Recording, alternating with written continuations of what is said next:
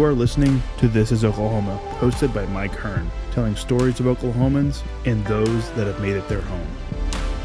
What's up, guys? Welcome back to another episode of This is Oklahoma podcast. Mike Hearn here, your host, back with another episode. Excited to share this episode with you today, but before we do, I've got to thank our sponsors. First of all, the Oklahoma Hall of Fame. They've been a huge part of this podcast for the last few years. So the Oklahoma Hall of Fame have been sharing Oklahoma's story through its people since 1927. For more information on the Oklahoma Hall of Fame, go to www.oklahomahof.com. And for daily updates, go to oklahomahof on Instagram and give them a follow. Our other sponsor today is the Chickasaw Nation. Now, the Chickasaw Nation have sponsored pretty much everything in Oklahoma. They're a huge supporter of Oklahoma, and it's an honor to have their name and their brand supporting this podcast. So a huge shout out to Governor Anatoby for supporting this podcast. It really means a lot. Our third sponsor is Diffie Ford Lincoln down in El Reno. Now, this one makes me so happy because these guys are great friends of mine, play a lot of golf together. I've bought my cars from them, do most of my oil changes down there, have a cup of coffee, hang out down in El Reno. It's a good spot to go. And not only are they great friends, but they provide a great service. So for over 60 years, third generation family owned Oklahoma business down in El Reno. They're also in Bethany as well. So people in the Bethany area know the Diffies really well. But if you're looking for anything new, used, Ford, Lincoln, or whatever, I'm sure they could find anything you want. Check them out, diffieford.net, and then on Instagram at diffiefordlincoln. This episode is brought to you by Hope is Alive. Hope is Alive exists to radically change the lives of drug addicts, alcoholics, and those who love them. Join us on August 11th at the National Cowboy and Western Heritage Museum for a celebration of hope featuring guest speaker Tim Tebow and musical artist Ben Fuller. Find out more and get your tickets at HIA10.com. All right. What's up, guys? Welcome back to another episode of This is Oklahoma. Mike Hearn here, host, back with another episode. Today we are in downtown Oklahoma City at the Continental Tower. Gives me great pleasure to welcome our guest today, Mr. Harold Hamm. Oh, thank you, Mike. Thank you for inviting us in. Thank you for sending me, thanks to Lincoln for sending me the copy of the book that will be coming out shortly, Game Changer. Had a great time reading it, learned a lot about the oil industry. Being from the UK, there's a lot of things I didn't know. And as you're very aware, Europe gets its oil from Russia, which is never a good thing. I'm sure people think that too, but stay away from some of those things. But no, I had a great time reading it. You know, a lot of people, obviously, everyone knows your name, everyone knows you and the business in Oklahoma and around the country. Before we dive into the book, tell me a little bit about kind of you growing up Lexington, going to Enid. Just tell me a little bit about kind of your origin story. Well, thanks. I started off a long time ago. Like say, born in Lexington, Oklahoma, just north of Lexington, on a farm, and grew up large family, last of 13 children. My parents and. So it was it's a fun time growing up. For the most part, we worked hard, and my parents worked as sharecroppers. We never owned land, as a lot of people didn't back then, but worked hard to raise crops and provide for our family, which we did. And So I was there for a long time. Went to Northwest Oklahoma, like you said. Spent 40 years in Northwest Oklahoma in the oil and gas, chased oil industry, and enjoyed that as well. Been here in Oklahoma City, the past dozen years, and find Oklahoma City to be a wonderful place. Yeah. In the book, you kind of talk about, the oil document that you wrote as a kid, right? The project you had in school, and you wrote about oil before, because that's kind of like your like, I don't know, baseline, right? That's where you find the love for, I'm going to do this for the rest of my life. You kind of find your passion thanks to, a few words from Frank and the pottery scene and all of that. Is there anything before that time that you had a dream? What did you want to be before the oil and the passion comes in through that? Is there anything before, like, what did you want to be when you grew up before that moment? There wasn't a lot of, I knew I was going to do well because I had great work ethics. Coming off farm, that's what you did, and you could take care of yourself. But really, I think being around the oil industry in Enid, kind of my formative years from junior and high school forward, I found that entirely different. I'd grown up in a farm community, rural community, and that was what I knew. And to be around, something as dynamic as oil and gas, fast moving, different breed of people, so to speak, highly charismatic folks, some of them a little bigger in life almost, and very generous people that help you. They helped me, and taught me something I didn't know. So it's really a contrast, and that caught my attention. I want to know more about it, and my distributive education class in school gave me that opportunity. And so I did. I wrote a thesis on it. I still have a copy of it. And anyway, I go back to it some. I had a portion of it in the book. And it's, I find it kind of rudimentary, but it certainly was enough to stir my enthusiasm for what I wanted to do later in life. And so I owe a whole lot to Jewel Ridge, my DE instructor and kind of mentor, as he got me kind of on that path. You mentioned John Franks. He encouraged me to look around, as he did at all the kids he talked to. Find something they were passionate about and go for it, and something you would enjoy. And so that's what I did, and I've never looked back. Some tough times in the oil patch, different times, but all in all, I've enjoyed it. I still do. I have fun every day. Yeah. In the book, you kind of you've referred to it as kind of being Indiana Jones, right? It's a feeling of exploration. It's exciting, the unknown, and then the thrill of striking, finding things. It's like hunting, right? There's so much fun in that, and there are tough days and bad days, but I'm sure there's still to this day there's a thrill of It is. There's nothing like wildcatting. You come up with some geologic concept or engineering concept, and then go try to develop that. And sometimes you win, sometimes you lose. But it's the joy of fighting a battle and coming out on top is what you're trying to do. So there's a lot of times you're fighting elements. Mother Nature herself sometimes cooperates, sometimes she doesn't.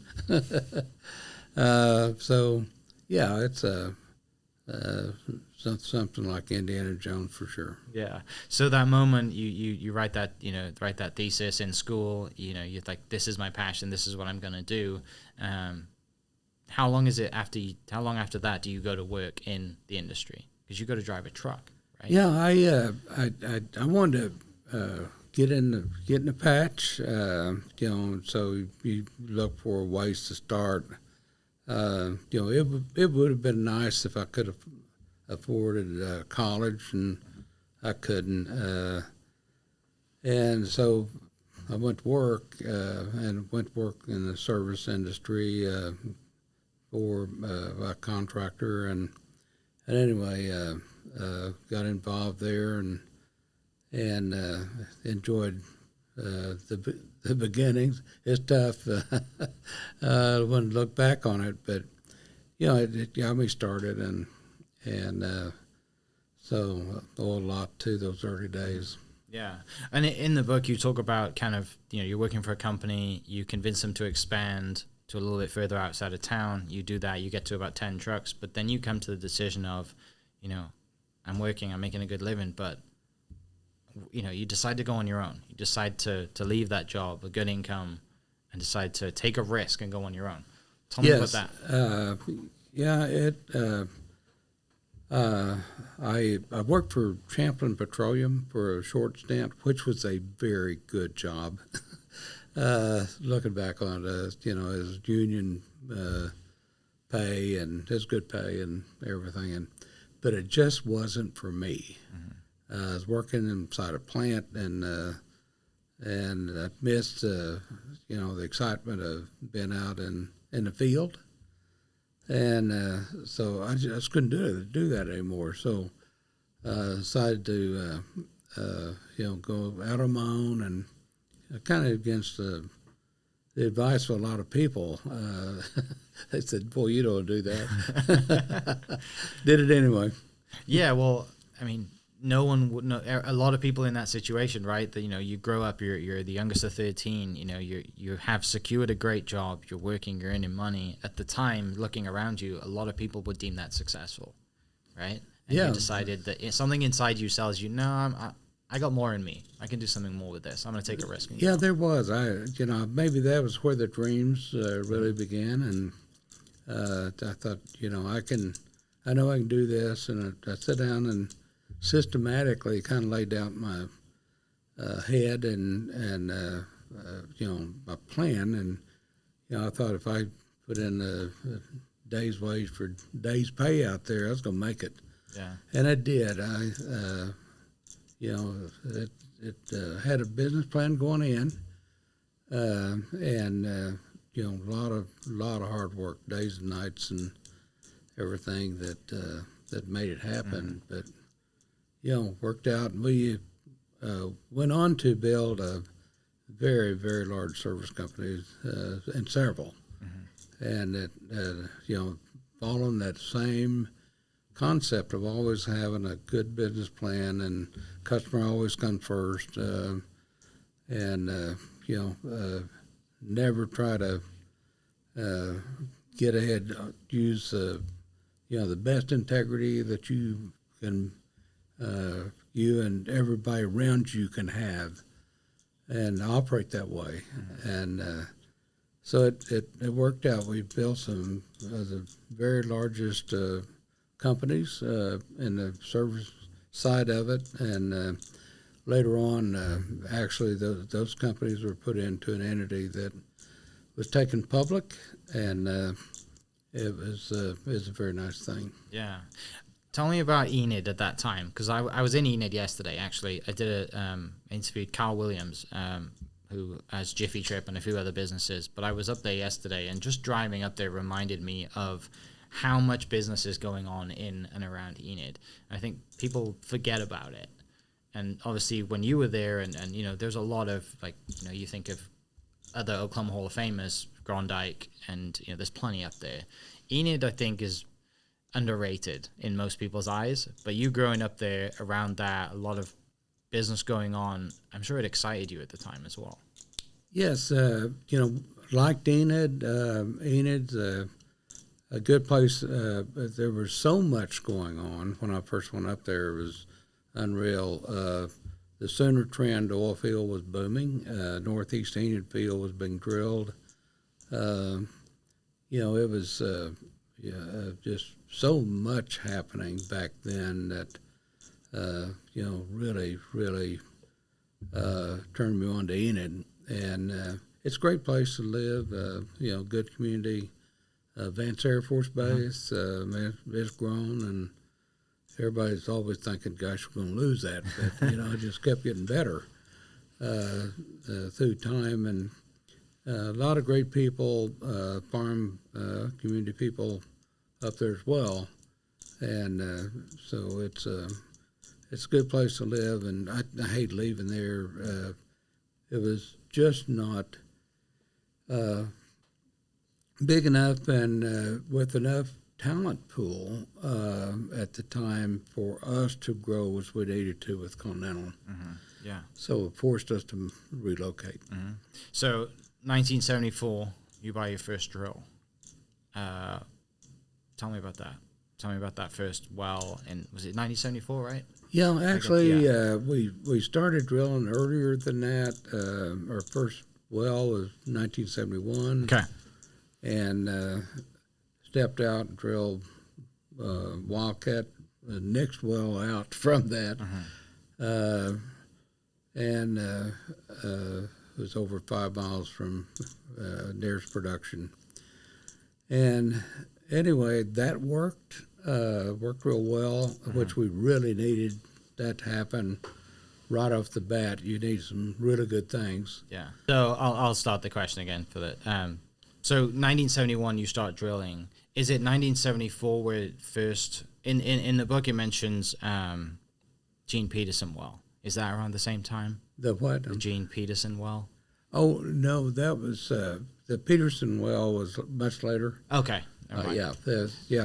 I think what you're referring to, 1974. We with the discovery of the Wildcat that we drilled.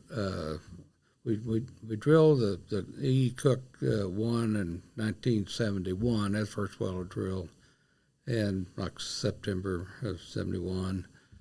72, we stepped off and drilled this Wildcat out on the Bradley, and which really kicked off this.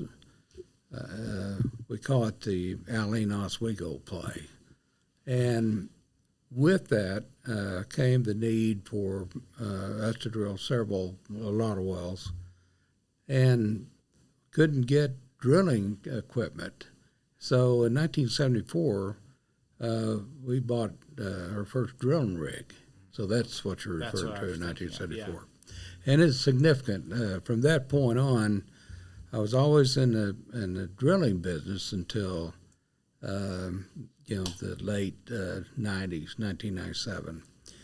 And through that experience, working with drilling iron and learning, all of the different techniques of the drilling industry, that's really the basis for creating horizontal drilling for me. One thing that stands out in the book as well is that you always look for opportunity, and I think one of the quotes in the book is, your opportunity in the opposite directions. Everyone's going this way, and you're like, hang on a second, let's not follow the herd, let's go this way.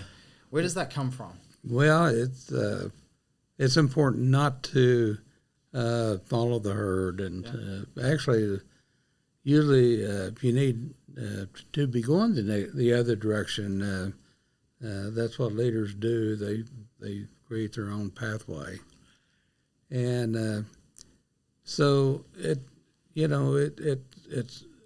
not easy to go the other direction. A lot of times, people really shake their head and wonder about you. And, you're buying when people are selling. You're selling when everybody's buying. That's what you need to be doing.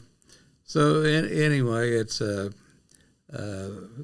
being that controversial investor, but that's what we still do. I mean, it's like taking a company private, when everybody else in public market.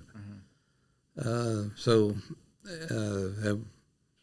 it's looking further down the road. It's perhaps I don't put myself in the class of Warren Buffett, but certainly Warren is one of those type of investors, one of those type of people that looks past what everybody else is doing and sees the future on down the road and acts accordingly. Yeah, and because you've done it for so long, it's just routine now. But early on, very early on, that's such a huge risk because you may think in 30 years and this is going to become, 10 years down the road, this is going to become a thing. But I'm sure, like you said, there's a lot of people thinking, Hamm's lost his mind. Like, what's going on here? Yeah. But then again, you stand there at 3 or 4 or 5 years later, and you're like, Yeah, it comes from trusting your gut. You get a gut feel. It's like the height of the boom in 1981. We owned a whole lot of drilling rigs, 26 drilling rigs, so we were really committed to that business. But it got too good to be true. And I just got a gut feel that this is too good to be true. And so I put those rigs up for sale and sold them and closed April 7th, 1982. And everybody thought, gosh, what's he doing? That's a money-make machine. And it was. We had been prepaid for over half the drilling that we would do the following year. It was that good. But anyway, I felt like this thing going to come to a quick end. Penn Square failed July 4th of that same year, 1982, and that was the beginning of the end of that boom. And pretty soon, drilling equipment was a nickel on the dollar in value. Which you ended up buying back, right? Which is great. Right, yeah, I bought it back nickel on the dollar.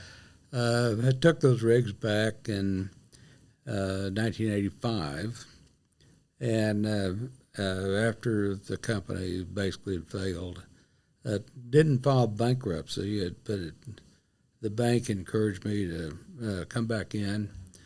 So we did, and which I'm glad we did, and we saved a lot of people's jobs, and kept people working, and built the company back. So the right thing to do. Yeah.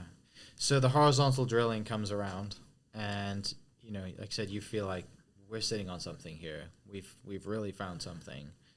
Well, it came around really, really slow. It is a sequence of a lot of different things happening that basically gave us the ability, an idea we could even do it.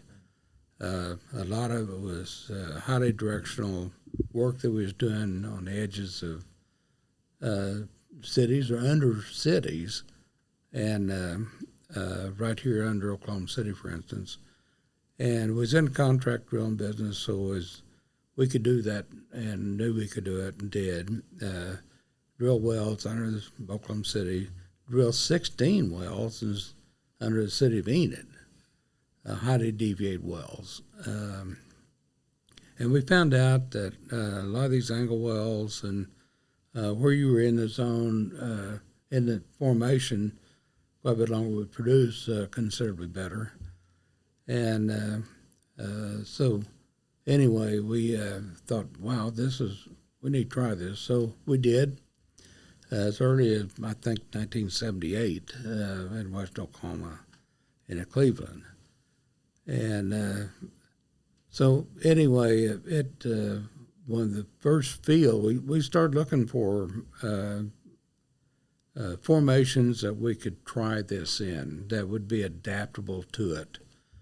And we found one finally in North Dakota, in Cedar Creek, along the Cedar Creek Anticline, and which really extended the field up there. It'd been drilled right on the crest of the incline, and with vertical wells, and they'd gone kind of far as they could with that production, but they ran out of it being commercial. And so we came in and took leases down this thing, 250,000 acres of leases, in fact, and tried a couple wells. You mentioned the Peterson, that was one of them. That was one of the first ones, it and the Ponderosa. And we started with 2 rigs on that extension of that field. And what really the shock was that I had in the book, at night you could not see one rig from the other. That's how far apart we was with the first 2 wells we started with. And I thought, wow, this is I hope this thing is as big as I think it is. And it was. And these made great wells. It wouldn't produce vertically, but horizontally, we had 700 barrel a day production. So this turned out to be a really good confirmation for horizontal drilling. And this became the first ever oil field drilled strictly with horizontal wells. There was not any vertical wells in this 75-mile extension. Yeah. So, is that at that moment? Do you realize that America can be energy dependent? Doesn't have to worry about anybody else. We can because of that find, or were you kind of thinking? well, it was a big revelation to me. But I don't think at that time we were thinking totally that America could be energy independent. That came later. Okay. Which wasn't a whole lot later. There's hardly anybody involved with horizontal drilling at this time. Mm-hmm. In fact, that entire field development on Cedar Creek Anticline, us, Continental, and Burlington Resources, one other company, was the only 2 companies ever drilled a well in it. So it's very, very rare for anybody else to even be involved. But when really began to think that America had a chance to become energy independent was after we found the Bakken and began developing it, and particularly after we unlocked the code of the shales themselves, and that was within the Bakken, and probably by 2010, I was thinking that we could truly become energy independent in this country, and started to profess that a little bit, and of course people didn't believe me. Right. Yeah. Before we get into that, so going back a little bit, so horizontal's working. You're in North Dakota. You find this, and you deciding that, hey, we need to throw all our resources at this because we've kind of struck our huge opportunity here. What's going through your mind then, as back over the years, you've had this gut feeling. Yes, it's high risk, but you trust your feeling, and you've got this company now. It's a lot more risk when you have a bigger, successful company, and you're saying, hey, we need to go throw millions of dollars at this because it's going to pay off. What is that moment like in the company's history, and are you going to, how do you finance all of it, right, instead of one at a time? Well, there again, we went against the herd. In 2008, for instance, with the meltdown of the economy, in 2009, everybody just basically hunkered down. We didn't. We became very aggressive in releasing in the Bakken.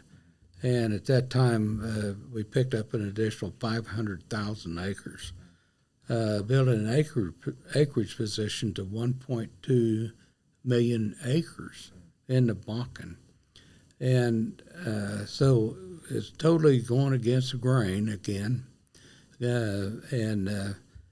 But how could, so the thought immediately had to go to, okay, you own all this acreage, how are you going to develop it, and how are you going to perfect it? You have to drill it or under the lease terms or let it go. And so at that time, in 2007, we decided that, we'd take the company public. And so we did that in 2007. Actually made the decision in 2006, but we couldn't get there that year, so it was 2007 before we did. And we sold off about 15% of Continental to the public to raise enough money to really develop that field. Mm-hmm. Yeah, and then, like I said, it's off the races. You got the cash that you need to, and you're developing as fast as possible, or you're getting after it, which is exciting. Yeah, very exciting. It's very exciting. Actually, there's a long story on why we priced low, but at the time we had a couple of people that had drilled wells in the western side of the Nanticline that had good operators that wasn't successful in the Bakken, and so we priced at $14, but then our stock responded quite well by 2008. We were seeing stock prices up to $80 a share. Yeah. Tremendous growth, quick growth. Mm-hmm. Yeah, and you said around 2010, you started realizing and started making a little bit of noise around the country, saying, we can be energy dependent on ourselves. We've got this resource. Why are we, through politics and all the policies and whoever's coming in, between now and 2010, why? My question is, why the book now? Why? How did you try and get the word out during that time? And you're dealing with politics and politicians and angles that they're pushing, or whatever it is. Why now to release the book? I thought that people would get a really good understanding of what drove the energy renaissance, how America came back from terminal decline that everybody thought we were in to a resurgence of total independence. And that's really where we are on a BTU basis today. Our country is totally energy independent. And I thought that everybody would know, but they don't. They don't understand how we got there, what single thing drove it. Mm-hmm. And that single thing is horizontal drilling. Mm-hmm. And somebody asked me the other day, said, you capitalize as a noun, horizontal drilling. And I said, really, it is. That's, it should be capitalized. And that one single thing, it's a thing, made it possible for us to be energy independent.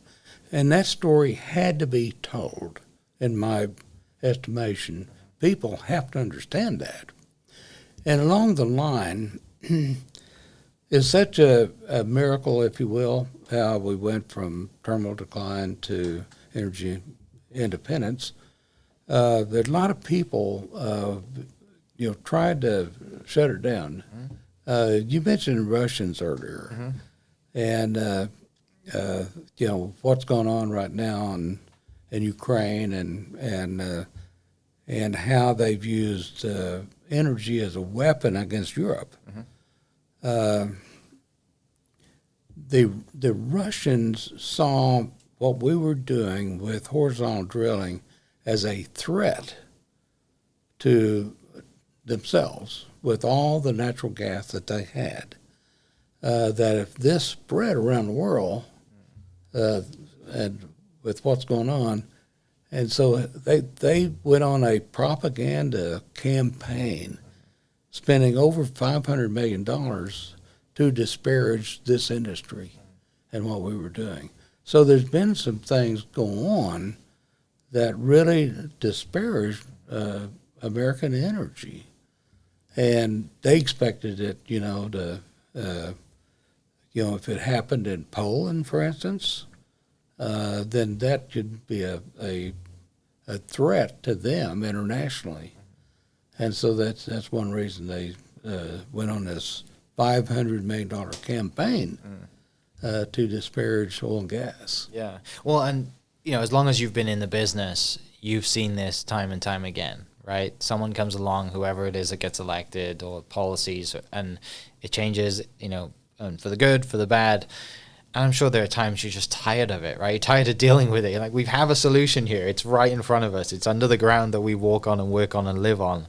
Why haven't we figured this out yet? And sadly, you've got people pushing agendas through propaganda, social media, because I learned so much by reading that book. I didn't grow up here, but I've been here long enough to know that oil's pretty big in Oklahoma. Yeah. But still, there were so many things in the book that I learned, and stats, and even talk about just, I know in the UK, my grandfather was a coal miner. So I know a lot about how bad that is for not only personal, but obviously the pollution of the air and everything.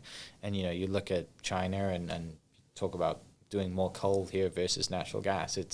I'm sure it frustrates you to no end. Oh, it does. It's very frustrating to see what's going on in the rest of the world. We talk about, clean up the air, and we can do so much over here.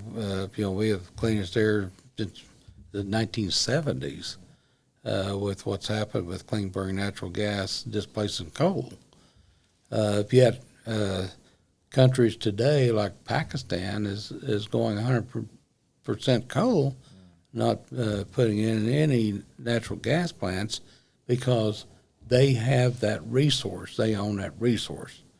And so they're going to use it for economic reasons. Yeah, that's kind of that's the frustrating thing, right? That's kind of what probably gets you out of bed every day to really, to give back and make a change and be louder and go forward. Because a lot of people could just, I don't want to deal with it.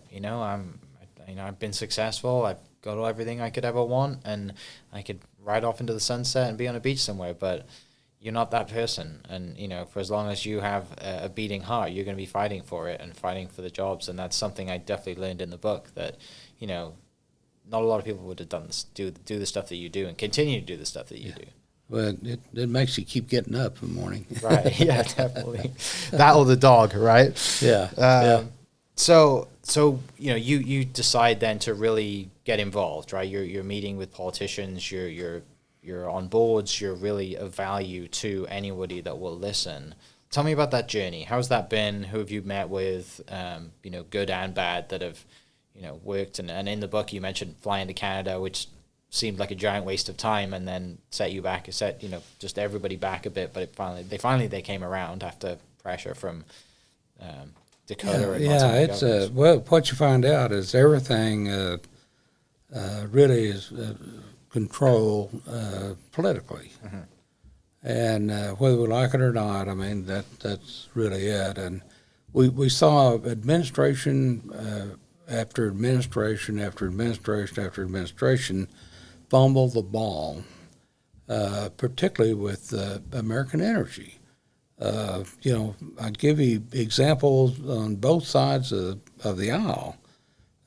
Republicans just bad as the Democrats. For instance, Richard Nixon tried to keep everything under control. He put crude oil under price control when it went from $3.75 a barrel to $4 in the early 70s.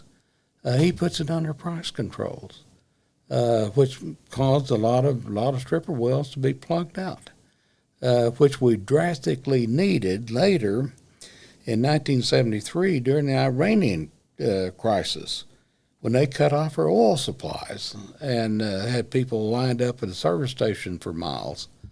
So that was a big foible. Well, Jimmy Carter was just as bad later on when he passed the Fuel Use Act of 1977, which mandated 100% use of coal. Now, today you think about how silly that was. Excluded the use of natural gas as a boiler fuel for power generation. And everybody was telling them that, look, this is going to cause bad stuff to happen, burn all the coal in the country. You can't breathe the air in St. Louis. And you're causing acid rain in Chicago, which it did.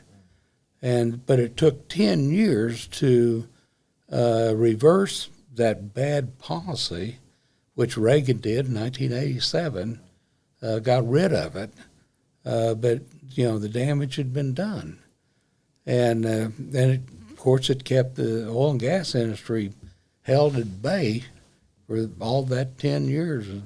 Was really bad times. So anyway, you see administration after administration use it for political football. It's just like Joe Biden dumping the SPR to lower the price of gasoline. I mean, now the SPR which is meant for wartime emergency, is empty. Well, I hope we don't Don't need that. Yeah. It's a reason it's in reserve, right? Yeah, we need some reserve. Yeah. Yeah, well, and you mentioned a lot of national security and just the safety of just people who live in this nation. If your enemies already know that, like this. We have to have national security. It means so much. Energy independence is so important. And one thing it means is world peace. Much less what we could do in times of emergencies. It's just like with Europe. It would have been so cold last winter if it hadn't been for American LNG shipments. One shipment of LNG will keep a million homes heated in England for a month. One shipment. Cheniere made 628 of those shipments last year to Europe. How important is that? Right. Yeah. I mean, I hear it from my parents. The energy costs are going up, and they're not too happy about it. And gas has always been expensive in the UK. Always. I come over here and they're asking me how much it costs me to fill up my gas tank. I'm like, you don't want to know because it's going to infuriate you. Yeah. But yeah, it's and like I said, you see it on a world scale. It's the level of the business that you're at. And you're not just taking care of. Yes, ultimate goal is to take care of your country, and the place that you live in the home. But also, you see other nations struggling, and you're like, this can be solved really quickly. Like, why aren't you listening? And then you look at, like I said, the administration and their kind of short-term views, and they're not looking at it like, you and other successful businessmen are looking at the 1,000-foot view of 10, 15 years, 20 years, 100 years down the road for the next generation, which is frustrating. It is frustrating, and they certainly need to take a much longer view, and good, and for the benefit of the nation. Yes. Yeah. So in the book, you talk about educating politicians and really going out of your way to do that. And I guess you get a phone call from the man with the very blonde hair and red tie and big power suit, and says, "Come, hey, if you're in New York, come on by." And the thing that stood out to me is that he has a cookie jar that looks like his face in his office, which I thought was really funny. But tell me about kind of like, was that kind of the first time when you met someone in power or someone that was potentially going to be in power that actually listened and was ready to implement, was that the time that you had a bit of a breakthrough?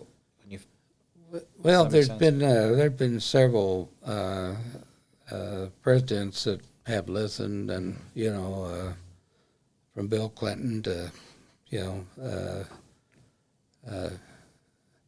Bush Senior, Bush Jr. The Bushes could have been more impactful with energy for sure, and not all listened. Trying to talk to Obama, like talking to a wall. He just even though in 2012 we were telling him the great potential that we had with oil and gas, he wasn't interested. He said, well, we may need oil and gas for a few years here, but my Secretary Chu has told me that we're going to develop a battery soon that can eliminate the need for fossil fuels, and that didn't happen. Yeah, well, and there's this whole movement around electric vehicles, and I don't think a lot of people realize what it takes to get to that battery, right? They just see the plug-in at the end. They don't see the process it takes to, mine whatever it is to mine to produce that battery and ship it halfway across the world and put it in a car and ship it back. And no one tells, when someone goes and buys their electric car, they don't tell you that it's been shipped, the battery's been tanked around the globe 4 or 5 times before it's been put in my car. Yeah, and it's real strange to me, and maybe I'm looking at it a little bit different, but it's real strange to me that just as we become energy independent, then all of a sudden we've got to switch to EVs which we have none of those rare metal elements. They all come from somewhere else, from China. Who owns all those rare elements? And now here we go again. We're going to be totally dependent on someone else. It's nonsensical to me. One of the great quotes that's in the book, and it comes from the song Cowboy Logic, the one you're talking about, simple solutions are usually the best solutions, from the song Cowboy Logic. Oh, yes. That one struck out to me, because you're right. Like, why are we overthinking things? Simple solutions, we have it. Let's move forward. Absolutely. Yes. And, I love that song. That stood out to me. And well, also you mentioned the EV thing, and I think Toyota last year, a couple of years ago, finally just said, we're not doing it. It doesn't make sense to us. And a lot, they were the first people to really stick their neck out and say, no, it doesn't matter if your political agenda says EVs are the way forward. For us as a business, it doesn't make sense. And, that hopefully the dominoes will fall. And, I'm a car guy. I love cars. I want the noise. I love driving fast when I'm allowed to. And yes, you can do that in an electric car as well. But again, there's so many things that come from, the dinosaur juice that comes out of the ground, right? Everything. And people, I think, forget that, especially some of the activists that are around the world. That Oil and gas is natural. Yeah. It does. It comes from the earth. And most of the things that are good do. That's where your food comes from. Yeah. Yeah. The other thing that stood out to me in the book is that where you mentioned kind of giving back and the speech that you give at Lexington, and you talk about your teacher, James Hunter, and his stories, and just that whole paragraph, I got it, page 58, I think, is somewhere some of the stuff is in there. So much value from his story, and I remember, you're there and he's in the room, and perhaps you could talk a little bit about kind of James's story and then your impact on future generations of what you said in that speech. Yes, James Hunter, he's a great person. I think he still had PTSD, when he was teaching us, and we got him to tell the stories about his capture. He was held as a prisoner of war, and I think through telling those stories to us helped him tremendously, and he became one of the biggest, best leaders that all of us kids knew, and he was quite tremendous. I've got his book in there, Ice Cream in My Refrigerator. Take a look at it before you leave. So it was easy to talk to those kids there at Lex. You hope you just inspire one of them or a few of them to to change the world, and who knows, they very well might and could. But it's yes, it's so necessary to teach. Whether it's high school, college, whatever. The best work that we've been able to do, I've been able to do, my family's been able to do, is establish some of the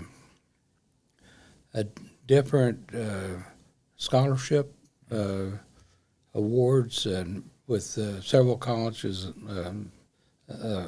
across the nation, and allow kids that couldn't go to school to be able to get an education. And so, I don't know, I enjoy talking to those classes. Yeah. I've done that a lot in North Dakota and here in Oklahoma. And it's perhaps they may not want to listen to me as much as I think they do. But anyway, it's particularly when you're talking to kids that's pretty soon going to throw their caps in the air. Mm-hmm. Yeah. They're ready to go on and Right. not listen to me. But anyway, it's fun going back to Lex and doing that talk to him. Yeah, one of the things that stood out to me, and a quote from the book, it says, passion is always more important than privilege.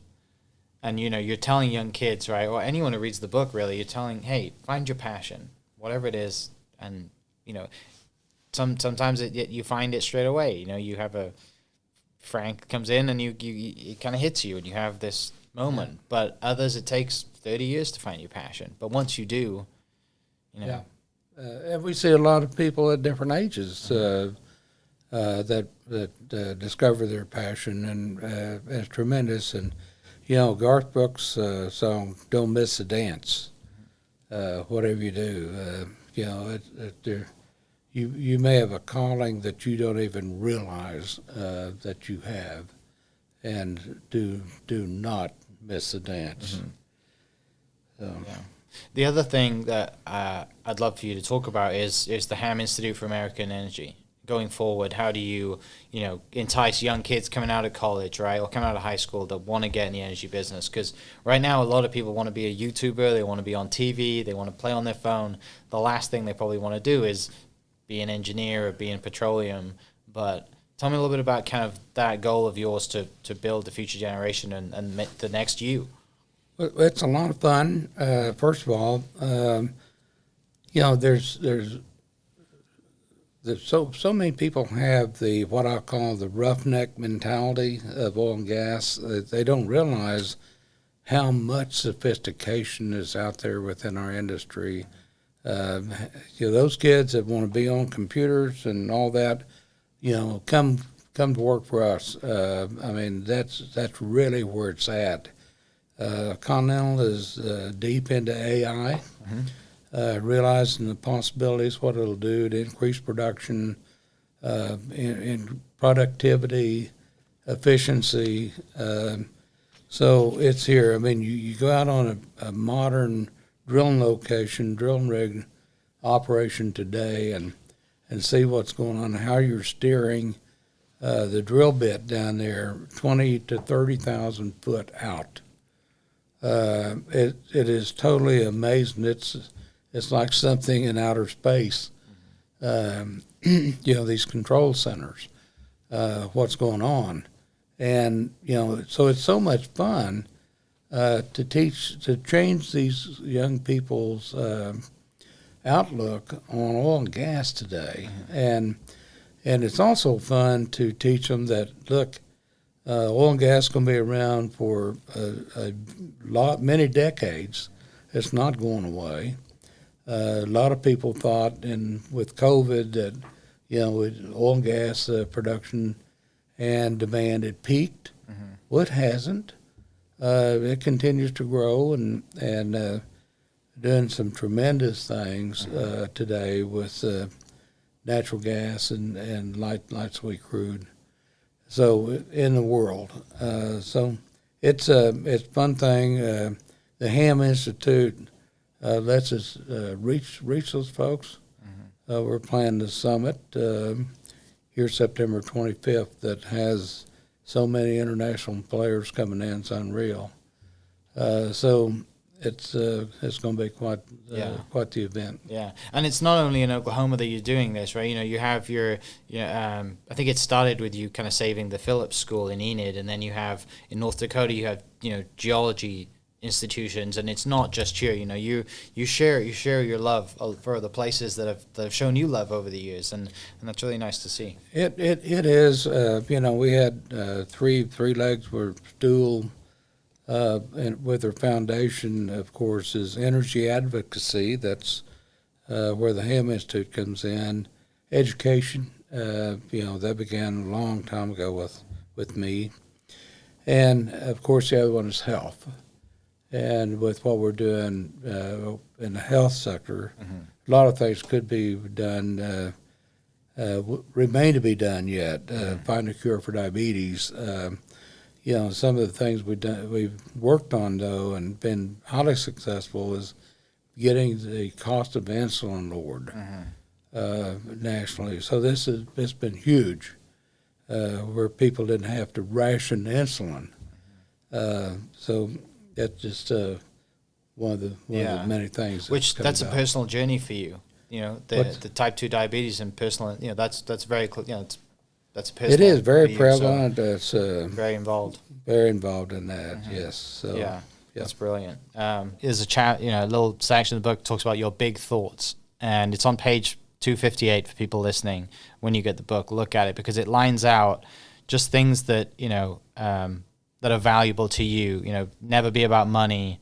Health is a big one. Lead by example. You know, decide daily your main thing. Like those 8 to 10, I won't read them all, but that was huge for me as well. Reading that and seeing those and just seeing how, to break down your life and see what's important, even just to the daily, and obviously working out and walking 10,000 steps a day. There's a lot of people that don't do that. And, that's obviously something that's extremely important going forward and something that you value as well. Yeah. I think everybody probably comes to a point in their life that, you get into personal improvement. I certainly did. I'm glad it was somewhat early on. And, it's, so you start picking up all those things that are real meaningful to you, and then developing all those principles, integrity, and everything you can think of there in that list is becomes part of your life and the way you do business and conduct your life. So, you have to be progressive and get things done, or I did. Yeah. Finishing up, last question. You were inducted into the Oklahoma Hall of Fame in 2011. Tell me about that phone call. How was that moment? And then who introduced you on stage that day? Well, David Bourne did. Okay. He did a tremendous job, much better job than I did, accepting that award. But it meant a great deal to me to be a part of that group. Wonderful group of people.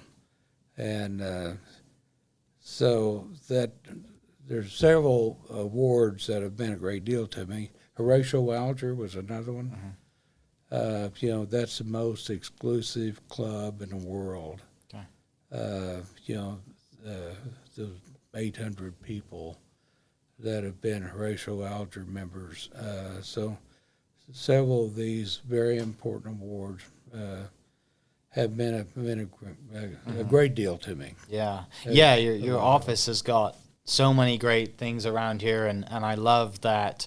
You never forget where you came from. Once a Bulldog, always a Bulldog, right? You have some Lexington stuff in the background, as well as your medallion for the Oklahoma Hall of Fame and some other awards that you've been given, as well as some helmets from OU and OSU. So it's really nice to sit in here. I can't thank you enough for an hour of your time. I know you're extremely busy. And for people listening, August 1st, the book comes out, Game Changer, and the link to the book will be in the description. And yeah, thank you so much for your time. I really appreciate it. Well, thank you so much, and thank you for reading it, and it's been an enjoyable hour with you, and you did your homework. I did. I had to. I appreciate your time. For everyone listening, we'll catch you next episode. Cheers. Thank you. Appreciate it. Huge shout out to our sponsors, the Oklahoma Hall of Fame, sharing Oklahoma story through its people since 1927. For more information on the Oklahoma Hall of Fame, go to www.oklahomahof.com and follow them on Instagram for daily updates at oklahomahof. Our other sponsor, the Chickasaw Nation, amazing sponsor. They do amazing things for the state, and they're always sponsoring something in Oklahoma. They're a huge supporter of Oklahoma, and without their support, we wouldn't be able to do what we do.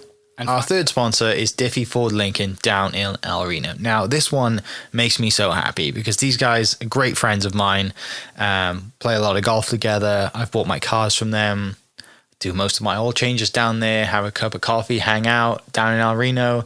It's a good spot to go. And not only are they great friends, but they provide a great service. So for over 60 years, third generation family owned Oklahoma business down in El Reno. They're also in Bethany as well. So people in the Bethany area know the Diffees really well.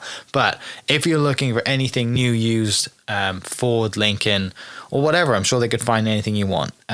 Check them out, diffeeford.net, and then on Instagram at diffeefordlincoln. This episode is brought to you by Hope is Alive. Try your hand at our social dancing and stickball and learn more about our vibrant culture through demonstrations, workshops, and classes. The kids will have a blast in our Luxie Activity Center. The Choctaw Cultural Center is more than a museum. It's a living, breathing experience. Visit choctawculturalcenter.com to plan your visit. Thank you for listening. We are inspired by those around us and hope that you are too. Make sure you subscribe to this podcast on your favorite podcast platform and leave us a review so we can keep telling your stories. For more great Oklahoma content, follow This Is Oklahoma on Facebook and Instagram.